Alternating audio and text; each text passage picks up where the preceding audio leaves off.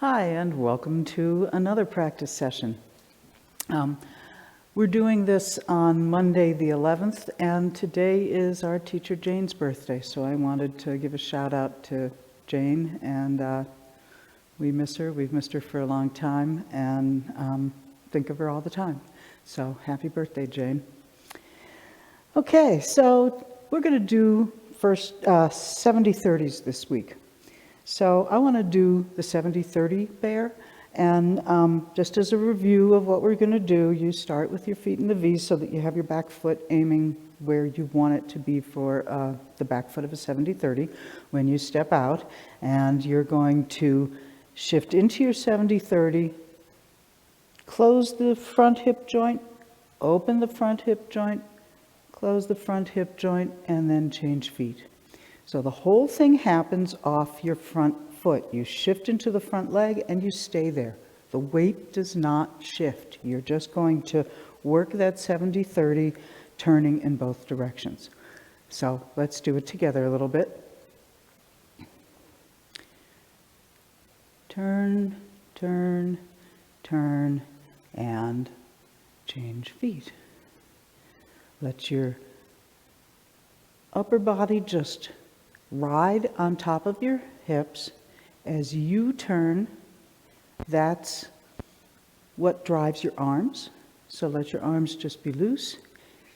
Make sure that you're stepping for a good 70-30, so you have the appropriate width and length. And just work those hip joints into your front leg, stay in the front leg, opening and closing off the same leg.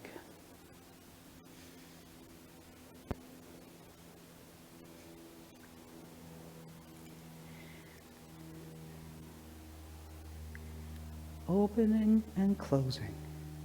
You will go past square. You turn past in each direction. So if you look at what the hips are doing, they're turning and turning past the point where they line up with your front foot. So just give it the best you've got. Let the shoulders just ride. You're not doing this from above. It's all being driven from down below. Let your arms go, let your shoulders go, and just let it feel good. This bear gives you a lot of room to just let your arms hang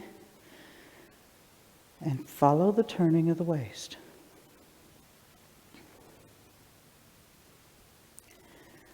And make sure that both feet stay stable on the ground. The rear foot has an important role in a 70-30. So make sure that you have a good connection through both feet.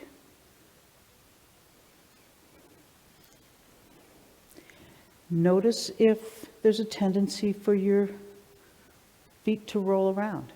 You want to notice that and make sure that you keep them stable and still, quiet. Let your feet be quiet on the ground.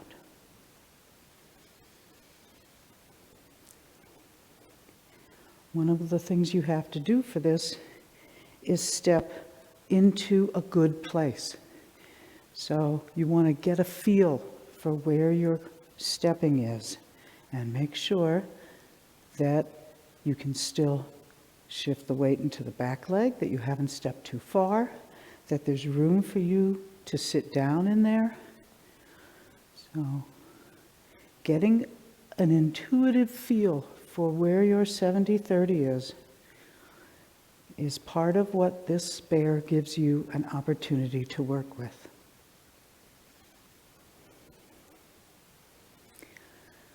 And go at whatever pace works for you. I may be going a little faster because I'm talking, but make sure that you can fully go through all the pieces of the bear. Weight in the front leg, staying in the front leg, changing, Stepping out. Make sure your front foot is pointing straight ahead. Make sure your back foot is at a good angle.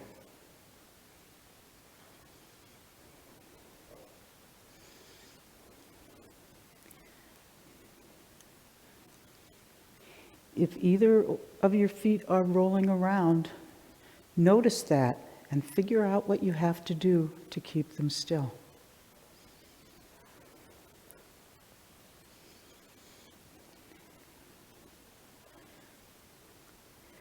Okay, and let's just do one more round of this.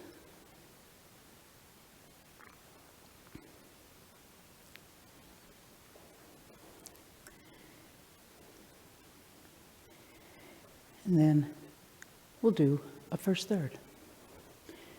Pay attention to your 70-30s.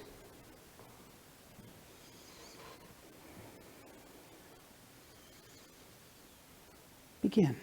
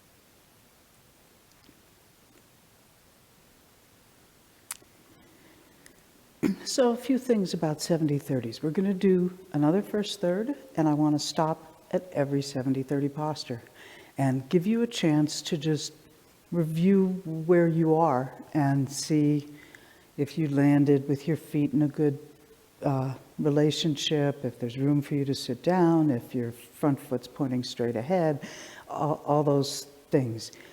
Remember that the final posture in almost every 70-30, with the exception of shoulder strike, that you want to have your waist squared the same direction that your front leg is. So when your front foot is pointing straight ahead, your front knee should also be pointing straight ahead. Your belly button, your center line, your nose, your gaze, everything should be going straight ahead. So that means that you have to use that front hip joint just the right amount. You can overdo it. If you pull too much, it will take you off of square. And if you leave it a little open, it will leave you short of square. So you need to find that place exactly. So just before we do this next first third, I want you to just take a 70-30, either leg, we'll switch back and forth, and find a good position for yourself. Make sure that you can sit onto the back leg and have an empty front foot, that your front foot's pointing straight ahead, that when you come into the posture, you're aligned with the front foot so that your hips are square. If I'm a little bit not quite square and I put my hands here, it will show that to me. If I overdo it, it will also show me. So you want to have yourself, you want to know where that place is and what it feels like in your front hip joint. Leaving the back leg behind, and now change feet. Do it on the other side, and just find a good place. Once you think you've found it, shift onto your back leg so that you can verify that it's good length for you and you can easily separate the weight when you sit into the back leg. Come back into the front leg. Get yourself, there's a bit of a fold right here at your front quad in the standard 70-30. So get yourself somewhere that your hips are square. Feel what that feels like. Feel how you have to use your hip joint. Feel the rear leg hanging away from that, and kind of get comfortable in that place. Be able to sit down a little bit, relax your lower back. That will really help. If you don't have room to relax your lower back, you might be a little narrow or a little short, whatever. So make all those changes, and now we're going to do another first third, and we're going to stop at every 70-30.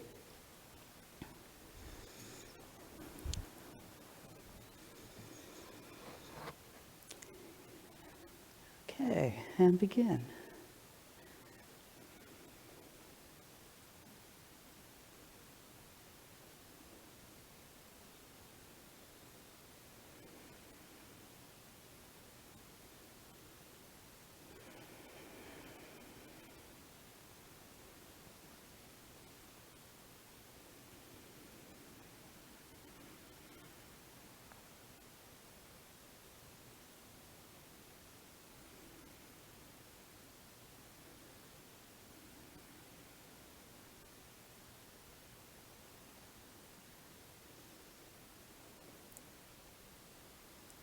Okay, so ward off left.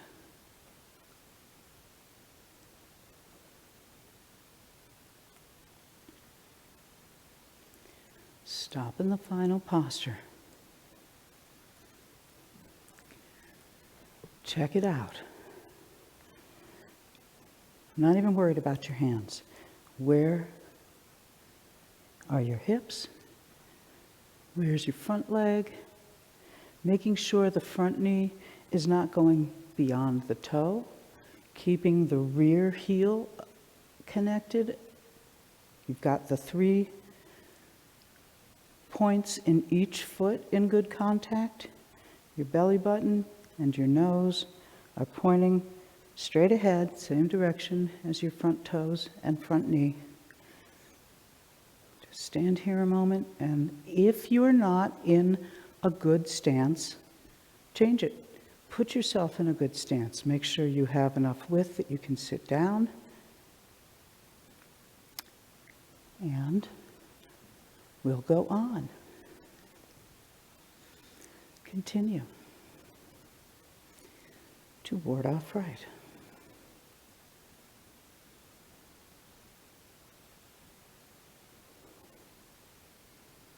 And hang out here a moment.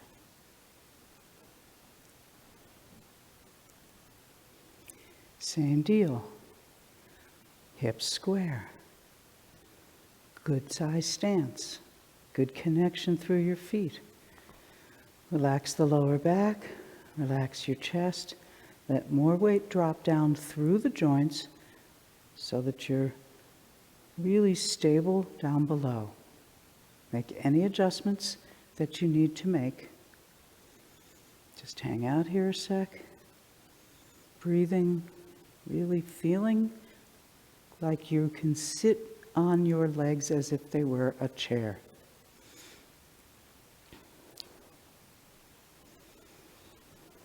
And we'll move on. Now, if you got the right size stance, all of these moves will keep you in a good shape. So, your feet haven't moved, you should still be in a good 70-30. Onto the back leg. You should be able to separate the weight. Back to your 70-30. Should still feel comfortable. And now we'll move on to single whip.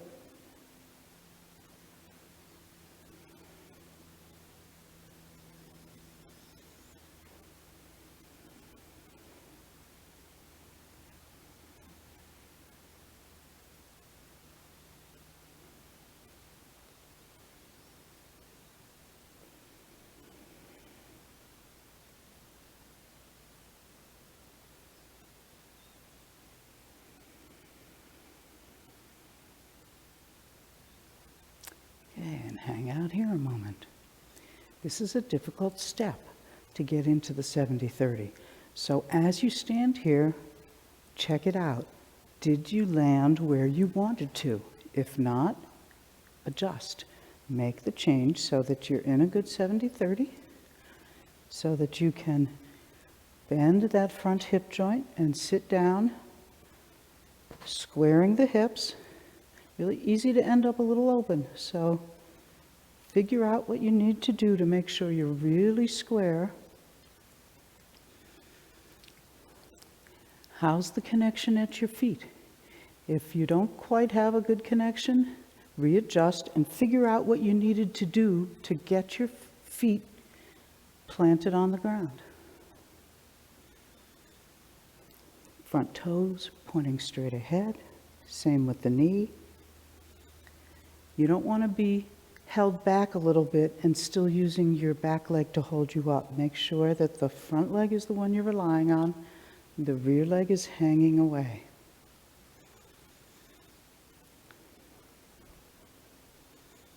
And let's continue.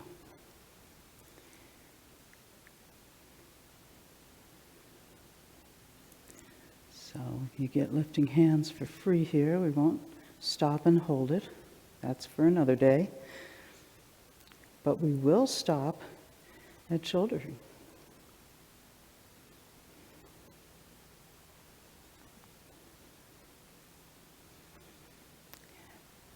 Now this one is unusual.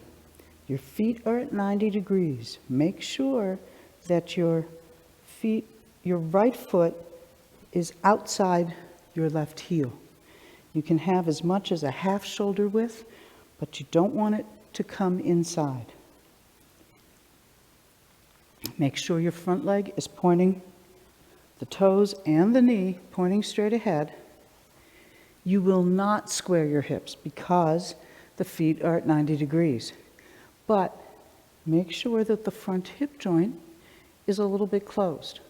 It's not going to get your belly button around to the front, the belly button will still be somewhere toward the corner, but you have a frontal awareness.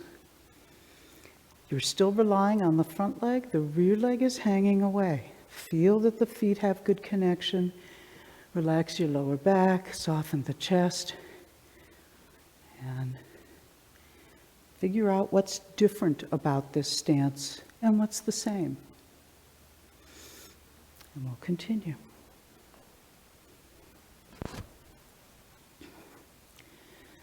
And go.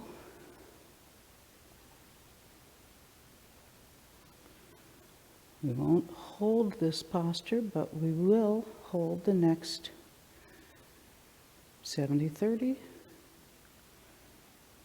brush knee.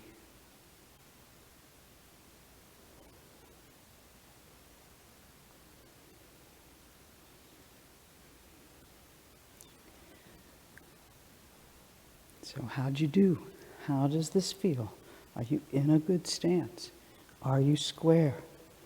Front foot pointing straight ahead. Good connection through both feet. Feeling the outer edge of your rear heel.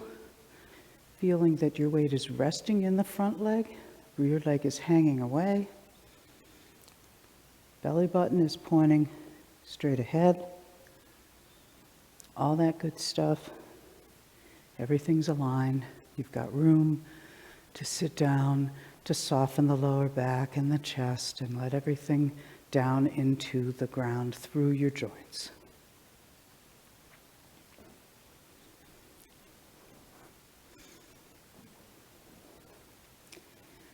Okay.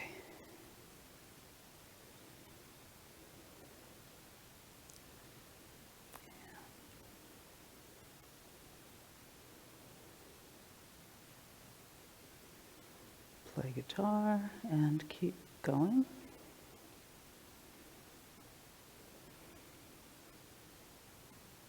To the second brush knee.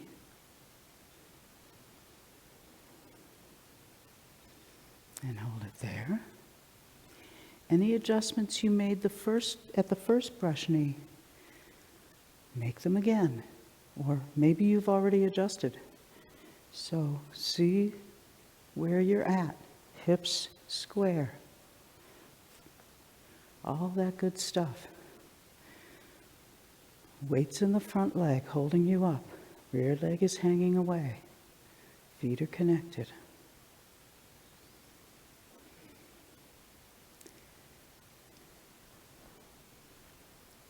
And let's continue. Sitting into the back leg and moving on to the punch.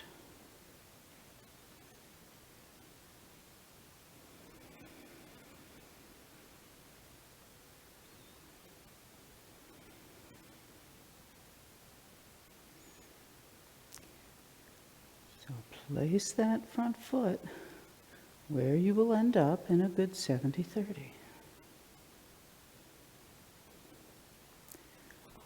Are your hips square? Do you have space to sit down, to relax the lower back? Belly button pointing straight ahead. Knee has not gone past your toes. You're relying on your front leg. Rear leg is hanging away. All that same stuff.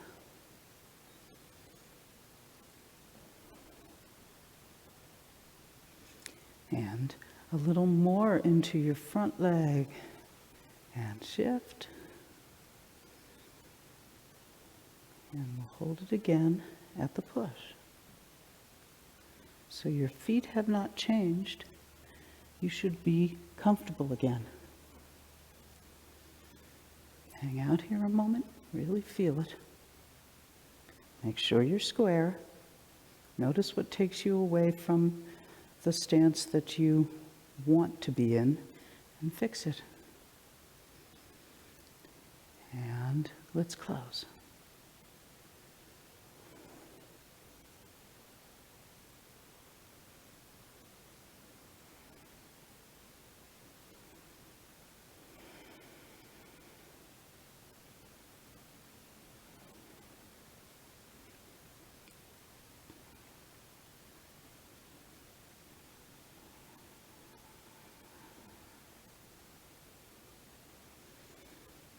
Stand here a moment. Release any tension you might have built up. And close.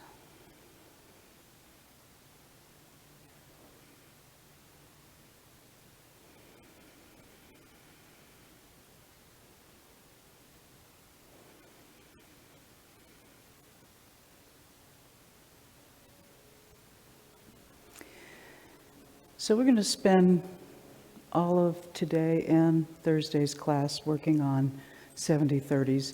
I wanted to start by giving you an opportunity to see where you land in all the 70/30s as we go through the first third, because it's easy to just sort of keep moving and not quite get yourself fully in the posture.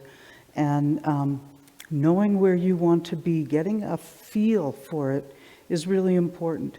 I can't tell you it has to be this much space between your legs. It's what works for you. We have to be able to shift back and forth. You need to be able to be square. All those things that we keep mentioning. You want to bring a real awareness to them so that you start to learn where you're off and what you can do to make it more comfortable, more stable, more easily able to move in and out of. So Lee's going to kind of keep going with this, so let's just see what he's got for us. Okay, let's do some more work on 70/30s. So we spent last week working on separation of empty and full, and really looking at how getting your separation right enables you to move. And so a lot of times separation of empty and full is a little deceptive in 70/30s because both legs have weight in them, right? It's one thing when you're in a 100% posture and we say check your empty foot and you allow it to float. You know, you're in a 100% posture and check your empty foot, it comes off the ground. In a 70/30, you're never going to do that. You're not going to float. You know, your rear foot doesn't come off the ground. It's still got 30% of the weight. And the shape of the 70/30 is such that even if you could get the rear foot off the ground, that would change your overall position. You know, if I'm in a 70/30, brush knees say, and I, for some reason, decided I wanted to pick the rear foot up, I'm going to have to move and let things change in order to pick it up. You can't pick it up and float it in place there. You just can't do it. So the shape of a 70/30 will mean that you don't do the same floating. But that doesn't mean that the two legs are the same. The two legs are different. One of them is emptying and one of them is filling, just like when you're going to 100% posture. So I want you to get that feeling first in the final position of a 70/30, and then we'll look at how the legs change as you're moving in and out of one of them. Because separation of yin and yang, separation of empty and full, is something that we need to be doing all the way through the form, and as we do it correctly, it actually enables us to move more easily, more balanced, more appropriately. So stand in a 70/30, either one, we'll do both sides. And so start off and make sure your front foot's really in the right place. Beth talked about this. If you dropped a plumb line from your knee down to your foot, the plumb line would drop right at the start of your toes, you know, where your toes come out of your palm of your foot. So get yourself there. And so that'll mean that the lower leg is actually angled slightly forward. It's not exactly vertical. So play around with your front knee and just try going back to where the calf of the front leg is vertical and see how that puts weight into your back leg. And bring it back to the place where the knee would drop right to where the toes come out of the sole of the foot. And then let it go forward and feel what that does. Now it's angled a lot and it kind of pitches me forward. And let it come back to that place where the front knee drops right to where the toes come out. And now look at your rear leg. So there's two different things going on in the two legs. The front leg is supporting me. So I'm sitting on top of the front leg. The front leg is coming up from the ground into my pelvis. So if you have that thigh there, your pelvis is like a cap on top of the thigh.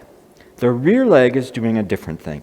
The rear leg is hanging away from you. If you didn't have a good connection to the ground with the rear leg would just fall. So that's part of that connection through the rear leg, the stuff Beth is always talking about not losing the outside of the heel. That keeps the rear leg in place there. But you are not sitting on top of it. The rear leg is moving away from your front leg. So you feel the hip is here and the rear leg is dropping down. So really try to get that feeling. A difference between the two legs. One is coming up, the other is hanging down. So you really want to get that feeling. Now change legs, do it on the other side. And get all the same stuff. Check out your front knee.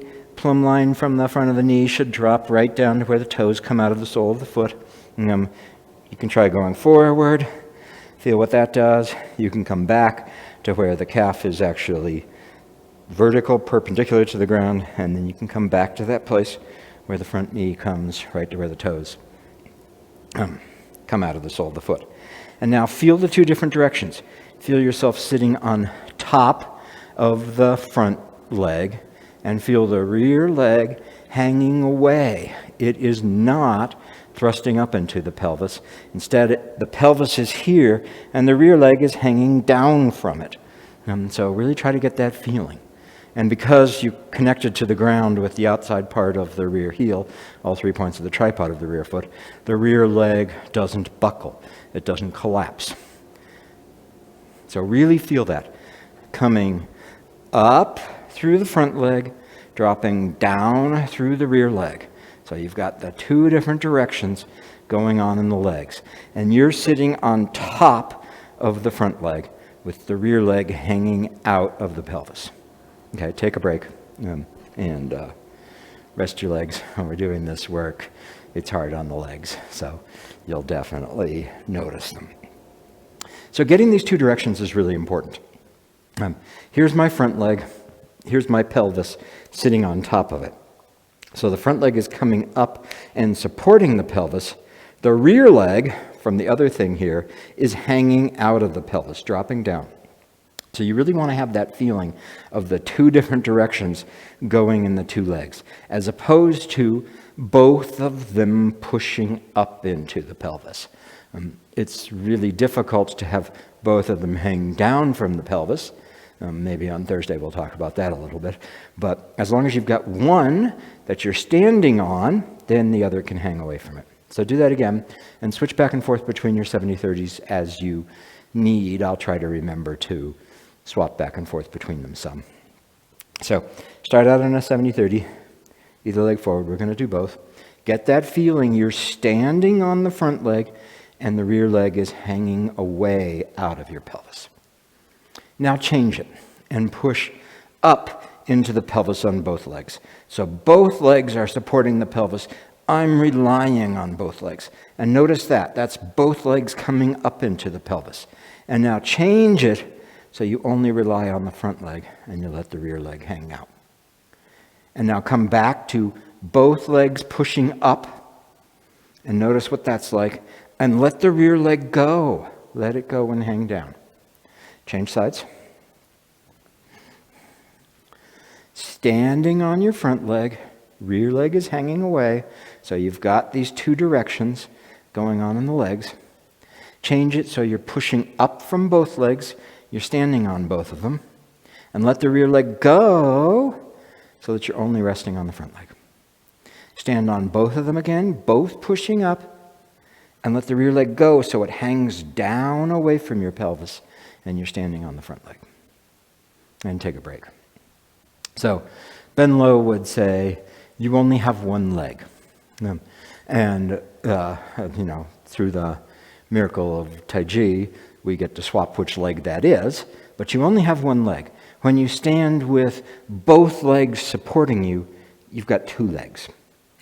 Maggie would say, one leg owns both sides of the pelvis. So when I'm standing on my front leg, the front leg owns both sides of my pelvis, rather than the back leg owning the back side and the front leg owning the front side. What that does is that means you're standing on both of them. So if each leg owns half the pelvis, that's not correct separation. One leg owns both sides of the pelvis, and then the other leg can hang away from it. So we often do this in class, and I'll do it here so that it's, you get to practice this. So start out in a good 70-30, just doing just what we're doing. You only have one leg, it's your front leg. The other leg is more like an arm reaching down. This is what we talk about, the octopus tentacle hanging out of your pelvis and reaching down to the coral sands. So it's not a leg, it's something that extends down to the ground. And now sit all the way into the back. So all your weight's in the back. And take a step. That should be easy. You move your empty front foot, right? And do it on the other side. 70-30, one leg owns both sides of the pelvis. Back leg is an octopus tentacle reaching down to the ground, or an arm extending towards the ground. Sit onto the back, 100%. Take a step. Easy to do. Now, come into a 70-30, your first one. Standing on your front leg. And if you're really only standing on one leg and the other leg is reaching down to the ground, it's easy to move it. So you don't have to go through anything in order to no longer reach to the ground and allow the foot to step. Now, when I do that, I'm not going to float it in place. I'm going to let it step just because of the shape. Now, on that same side, do the thing where both legs are pushing into the pelvis, where front leg owns the front half of the pelvis, rear leg owns the rear half of the pelvis. You have two legs, both of them are thrusting up into the pelvis, and take a step. In order to do that, you're going to have to move and be able to take a step. So we don't want that. Back to the original position, standing on the front leg, rear leg hanging away, and take a step. That should be easy because you're not using the rear leg. If you're using it to hold you up like you are when they're both pushing into the pelvis, then you can't move it because it's holding you up. So you have to first get out of it and then step. And we would rather already be away from that position. So do it on the other side, just so we've done both sides. Front leg owns both sides of the pelvis. And take a step. Easy, easy. Because your back leg is just reaching down to the ground, and you can easily take a step. Come back to the place where both legs are pushing up into the pelvis. Front leg owns the front side of the pelvis. Back leg owns the back side of the pelvis. And take a step. You have to move to free that rear leg, and then you can step. So come back into the good 70-30. One leg owns both sides of the pelvis. Rear leg is hanging, extending down towards the ground, and take a step. Easy. So we want all of our 70-30s to be like that. Now, unlike 100% posture, where I can be here and my foot can float off the ground and nothing else changes, when you move your empty rear foot in a 70-30, you're going to have to move. That's just the way the shape is. That's just what happens. So, don't feel bad about that. That's why we'd never make you float the rear foot. But it should be available to you. You should be able to move it whenever you want. So let's do ward off left, ward off right, up to single whip. And I want to stop in each final posture, and I want you to get that feeling of the rear leg is hanging down towards the ground behind you, rather than thrusting up into the pelvis. And you may need to adjust your position slightly. If you're not exactly square to the front, you're very likely to be using both legs. And so as you square to the front, then you can let the rear leg hang down. But when you're not square to the front, you're probably pushing them both up. So don't be shy about changing your posture as you're doing this. Go ahead and make the changes you need in order to get this experience. So Beth will face the normal way, and I'll turn around so I'm facing the camera. So starting out from ward off left. So waist is square, You're standing on your left leg. Your right leg is hanging down towards the ground. So really get that separation of the two legs. And now continue into ward off right. As you shift, then the front leg takes over, and this is now the leg you're standing on. So feel the rear leg hanging down towards the ground, not thrusting up into the pelvis. The front leg is the only leg you have. It owns both sides of the pelvis. And continue.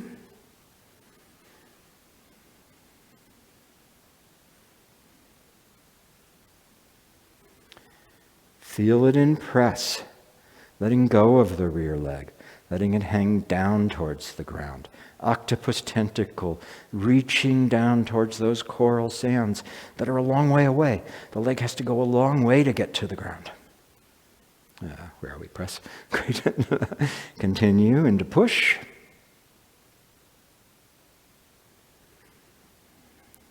Get that same feeling. Rear leg hanging down towards the ground. And now on to single whip.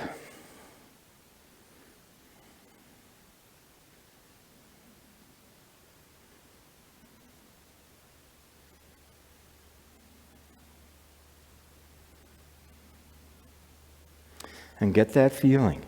Your rear leg is hanging down towards the ground. You're standing on your front leg. And take a break.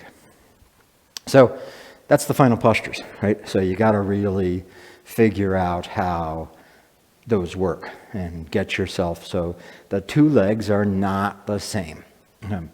And if this is new to you, either put this video on pause and go work with it some, or make a little mental asterisk next to it and spend some time over these next days exploring the difference between the two legs and how this happens, how you stand on one leg and let the other leg hang down. Now, one of the things I said was the rear leg feels long. I'm standing in a 70-30 here, and my rear leg is going a long way down towards the ground, whatever 70-30 I'm in. If the rear leg gets short, even if it doesn't get pushed up into the pelvis, but if it gets short, what you'll end up with is a rear knee collapsed, and you'll lose the connection to the ground. So stand in a 70-30, either one, standing on the front leg, and feel that the rear leg is long. You're reaching all the way down to the ground. And then let the rear leg get short and see what that does. You'll lose your rear heel. Your leg will collapse. And then let it get long. Another thing that people do, do it on the other side. So we get both sides. Standing on the front leg, rear leg is long reaching down towards the ground. Let it get short and feel how it no longer reaches to the ground. You lose the heel. And now get that long connection down to the ground. Get that. So the thing I was going to say, another thing that people sometimes do is they let their rear knees collapse. And this is another piece of that same not having the long tentacle reaching down to the ground, but letting it get short. So one of the things that will happen is people will be in a good 70-30 and look at my rear knee here, and then they'll let it fall in. So if you look at it from the front, I'll be in a good 70-30. The rear knee is on a diagonal line from the center of the hip joint through the knee to the bubbling well. And when I let it collapse, the rear knee can fall. And so you see here how both of my thighs are almost faced to the same direction, and my rear leg will roll onto the inside of the foot. And when I get that long feeling from the hip through the knee to the bubbling well, now the rear knee is on a line all the way down there. So beware of that, and the feet on the ground will be your diagnostic. If you lose the tripod on the rear foot, then something is wrong. And so then you figure out what's going on. And those are the kinds of things that can go wrong. You can conceptualize the rear leg as pushing up into your pelvis, and then you'll be stuck.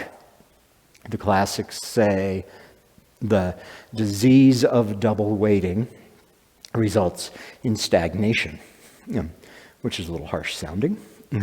But part of what they're telling us there is that if I'm double weighted, if I'm using both legs, I'm stuck, I'm stagnant, I can't change. It's only when I get onto one leg that I can move the rear leg. This is true if you're in the back and you think you're separated, but you're not. You won't be able to pick that foot up without moving the body. So when I'm not stagnant, not double weighted, then the rear foot comes off the ground. So the disease of double weighting results in stagnation. So when you can't change when you're doing your form, when you're stuck, when you're stagnant, you're probably double weighted. Now, there's lots of ways to have double weighting. We are only looking at it in legs and feet right now. You can be double weighted other ways. If you don't have cross balance, if you're not connected from a full foot to an opposite full hand, regardless of where it is, whatever posture it's in, then you will be double weighted again because you'll have full hand and full foot on the same side. And that'll cause the same kind of stagnation problems. You won't, last week we spent a lot of time on how cross balance frees you and enables you to move. And so when you don't have cross balance, you're not free, you're not able to move, you suffer the results of the disease of double weighting. So don't do that. Get yourself really single weighted. So you've got to have that thing going on in the 70-30s. But now how do you move between them, right? And so we all know that we start out moving by letting go. We don't start out moving by forcing. We start out moving by letting go. And then once something is in motion, we follow it and direct it the way we want. But the first thing is not to try to push something. The first thing is to let go, observe that starts to affect movement, and then follow that. And so I want to shift in and out of 70-30s a little bit, and I want you to explore the difference between letting go, which starts movement, and then you can be in the other leg, versus pushing or thrusting from the leg that you're standing in, which is forcing to make something go. So if we start out in the back, we're going to do both sides, so take either 70-30. Start out in the back. The very first thing that happens, and normally we would have just stepped, right? We would have just stepped, and so our front foot would be on the heel, not flat to the ground. The very first thing that happens is you let go, which will cause you to sink slightly and start shifting the weight into the front foot. In the process of doing that, then the front foot takes over, and you can ride on the front foot into the end of the 70-30. So do that. Start out in the back, have your front heel touching, but the ball off the ground. Let go, which sends you down, starts you to shift, and then let it take over on the front leg, and you finish the rest of the shift relying on the front leg. And do that on the other side. You start out, the heel touching, not the ball, weight on the rear foot. Let go, which starts you to shift and moves you forward. The front leg takes over, and you finish the transition on the front leg. And come back into the back. Heel touching, ball not touching. Let go, which starts to take you forward. Front leg takes over. You finish the move on the front leg. So the saying is that in shifting, the hips should move as if in a shallow wok, the Chinese cooking utensil. So the hips drop and come back and forth. Right? A more contemporary image is skateboarder or a snowboarder working in a half pipe. You start out on one edge of the half pipe, you slide down to the bottom, and you come back up to the other edge. So there's this kind of motion. Now when you're doing this, there's not a lot of up and down. We're not Jack in the Boxes. So I don't want to shift, like Beth is doing.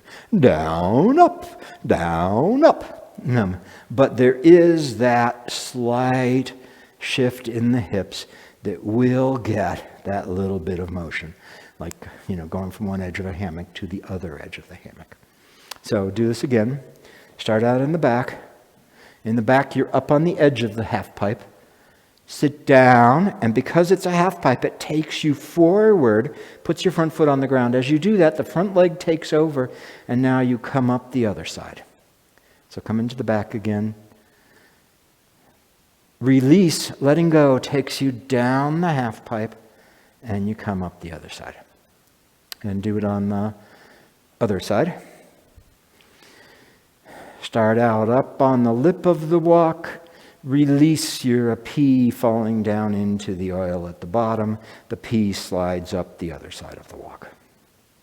In the back again. All you have to do is let go. You just let go. That takes you down and forward. And then the front leg takes over, and you finish the move off of the front leg. And now, stop here for a second. Make sure you feel your rear leg hanging away from the pelvis as you stand on the front leg. Now, let's do the other thing. Let's push off of our back legs to change. And you'll see why we don't want to do that. So, start out on the back, and you might as well let your foot go down to the ground. And now thrust with the back leg to take yourself forward. And look at what's happening here. You're standing on both legs. Both legs are pushing up into the pelvis, and take a step. You have the disease of double weighting, stagnation. So do that again. Start out on the back, let the front leg go down to the ground, and thrust from the rear leg. Notice how your rear leg is pushing up into the pelvis. Notice how you're stagnant. Notice how this probably arched your back. And, sorry, I got to fix my mic for a second here. I got too carried away. Hopefully that wasn't too noisy. How this thrust you, the back is arched, the chest is pushed out. You're probably leaning forward and you can't take a step. Now come back into the back. Front foot on the heel, and do the walk shifting. Release, which lets you come down. The front leg takes over, and you finish the move off of the front leg. And now your rear leg is hanging away, and you can move it if you want. Do it on the other side. Start out in the back. Let the front foot go down. Thrust from the rear leg into the front. Suffer the wages of the disease of double weighting, stagnation, you can't move, lower back arched, chest thrust out. Come back into the back and make the mistake again. Thrust from the rear leg forward, take a step. Sorry, not possible. Sit back, walking. Release, down, front leg takes over, move finishes off of the front leg. Rear leg is hanging away from the pelvis. You can take a step. So I've been going from back to front because it's easier to see. But the same thing happens off of the front. So when I'm going to be in a 70-30 and I'm going to go back, the first thing that happens is not thrusting off the front leg. We'll do that so you recognize it. But the first thing that happens is I let go, which starts, again, I'm on a walk, so it starts me to move back. My rear leg takes over, and I can move away from the front foot. So the very first thing that happens, shifting back out of a 70-30, is that you drop, you let go, you drop, which starts to move you back. The rear leg will take over, and then you finish it off of the rear leg. So try that with me. We'll do both sides. So start out with your front leg forward. Let go. Rear leg takes over. Move away from the front leg. Move forward. Let go takes you forward. Front leg takes over. You move away from the rear leg. Again. Let go starts to move you back. Rear leg takes over. You move away from the front leg. Coming forward. Let go starts to move you forward. Front leg takes over. You finish the posture. Now thrust out of the front leg and try to take a step. You're still using that leg because you thrust. So you won't be able to. You're probably leaned back slightly. This is way less comfortable. Come back forward. Thrust again. Thrust. Stagnation. Okay, now let go. Let go. Rear leg takes over. Let go. Front leg takes over. Do it on the other side. Starting forward, let go. Rear leg takes over. You can move away from the front leg. Let go starts to move you forward. Front leg takes over. You can move away from the rear leg. Again, let go starts to move you back. Rear leg takes over. You move away from the front leg. Let go starts to move you forward. Front leg takes over. You move away from the rear leg. Thrust. thrust out of the front leg to move yourself back. You're still going to be using that leg, so even if I could fix everything and pick it up, when I do that thrusting, I won't be able to. Sit down, thrust out of the rear leg forward. Let go of the front rear leg so you're in a decent 70-30. And now shift well. Release, which starts to move you back. Rear leg takes over the job of support. You can let go of the front leg. Release starts to move you forward. Front leg takes over the job of support. You can move away from the rear leg. And take a break. So this separation of empty and full between the legs is really important. And you start by letting go, both going back and coming forward. And because it's a walk or a half pipe, when you let go, you start moving towards the other leg. You don't just drop straight down, right? It's not a box, rectangular, where if you're on one edge and you let go, you plummet and hit the ground. No, it's curved, so when you let go, you start moving. And so it's not actually a walk or a half pipe, and the two sides aren't equal. The side on the front is steeper than the side on the back. So when you let go from the front, you won't move physically back as far, but you'll change the legs, and then you'll have more to go back on the rear leg. When you're coming from the back to the front, you drop, and then it's a steeper climb up the front leg. So, it's not exactly symmetrical. It's more like one side is steeper than the other, but it's not a rectangular box where when you come off the edge, you plummet down to the bottom of the, it's not a half pipe at that point, it's a U. Bang, you go down to the bottom of the U. So get the nice feeling of the half pipe there. And so this will start to teach you about the roll between the two legs. What we're working on this is which leg supports you. And so you want to make sure you're never using both legs for support. One exception in the form that we might do on Thursday. And so those of you who are puzzling about this can think about that till then and see if we remember to do it or not. But you're always standing on one leg or the other. Standing on means one leg or the other is supporting you. Now that's different from what we talk about as the line of action. This is the line of stability. Which leg is stable? And then one or the other leg can be the one that actually contains the impetus and gets you starting to move. But you gotta have that stability first. And you can only do that if the two legs are doing different things rather than both doing the same thing. So let's do one more first third. I haven't been watching the time, but I think it's probably about right. We'll do one more first third. We'll go fairly slowly, and I want you certainly at every final 70-30 to get that feeling of the difference between the two legs. But I want you to really notice the transitions and the change from which leg is supporting you.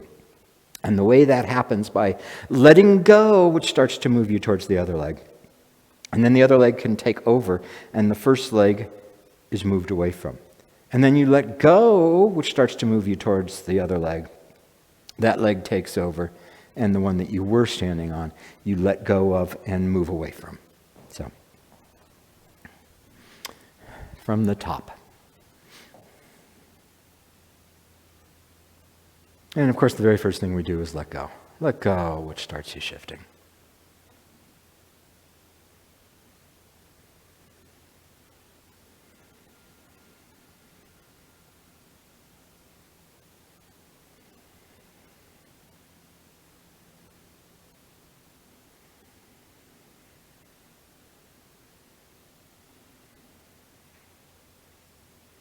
Okay, now stand on your left leg.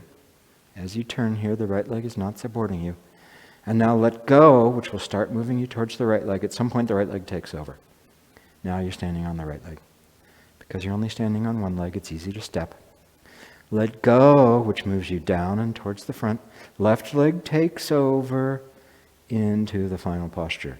Make sure the two legs are different. Left is supporting, right is hanging away. Continue. Let go, which starts to move you forward. right leg takes over, you finish the move off of the right leg. Make sure you're standing on the right leg, left leg is hanging away. Continue. Okay, now let go as you sit back and feel the rear leg take over, and you're moving away from your front leg. And continue. As you bring the hands together, let go, which starts to move you forward. Then the front leg takes over. You move away from the rear leg as you come into press. Let go, which starts to move you back. The rear leg takes over. You move away from the front leg. Let go, which starts to move you forward. Front leg takes over. You move away from the rear leg. Continue. I'm not going to talk through every single one of them, but notice this.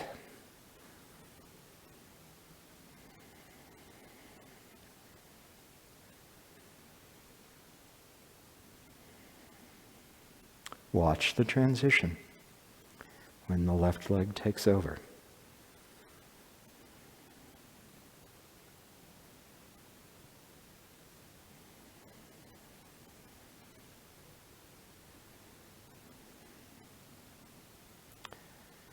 Now here, watch when you change from the rear leg to the front. And make sure in the final posture the rear leg is hanging away from you. And continue.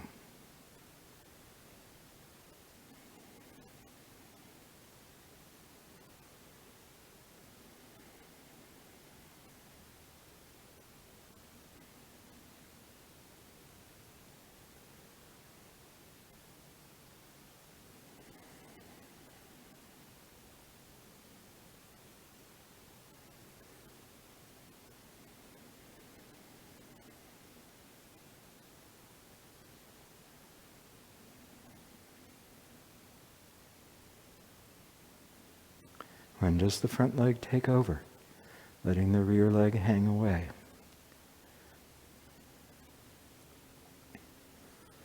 When do you shift from one leg to the other?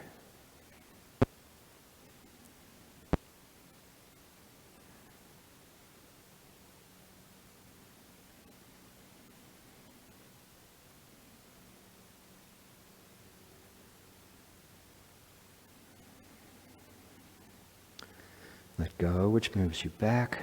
Rear leg takes over. Let go, which moves you forward. Front leg takes over.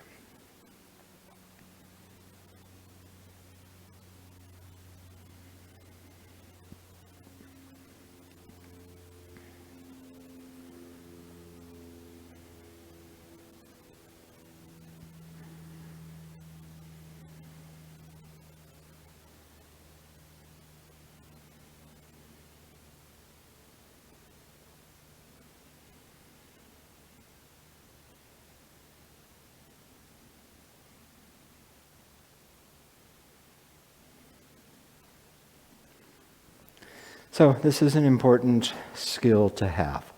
And what we focused on today is getting your 70-30s actually mechanically correct, so the external posture is right. The front foot actually pointed right straight ahead. The waist pointed right straight ahead. The angle of the rear leg correct, so the knee isn't collapsed in. So you got to have that. Then once you're in one of the final postures, you have to have the two different directions of the legs going. If they're both going the same direction, then you will suffer the disease of double weighting. So you have to have the two going different directions. And that's not just a final state that happens during the transitions. So like Ben said, you only have one leg, and that is true all the way through the form. Which leg it is switches. One leg owns both sides of the pelvis, and that is true all the way through the form. Which leg owns both sides of the pelvis switches. And so you need to watch those switches and keep in mind the half pipe as you're playing. So, more to come.